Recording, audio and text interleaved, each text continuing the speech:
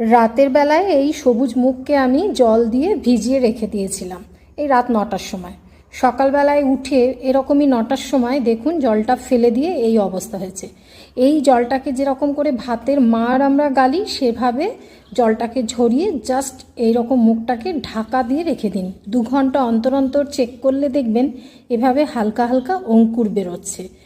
আর এই পুরো প্রসেসের সময় লাগে, যেমন মুগ ডালটা ভিজতেও সময় নেয় 12 ঘন্টা, আর এই পুরো ভালোভাবে অঙ্কুর বের হতেও কিন্তু সেরকমই প্রায় সময় লাগে। 2 ঘন্টা পর পর আমি আপনাদের জন্য ভিডিও করে রেখেছি যে কীভাবে দেখুন অঙ্কুরিত হচ্ছে।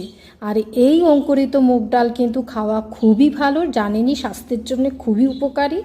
সকালের জলখাবারই বলুন কি সন্ধ্যের জলখাবারই বা ব্রেকফাস্টই বলুন না কেন, এটা কিন্তু স্ন্যাক্স হিসেবে খেতেই পারেন। এর থেকে যে কত উপকার পাওয়া যায় সে তো আমরা সবাই জানি। সুগার রোগীদের জন্য কিন্তু এটি খুবই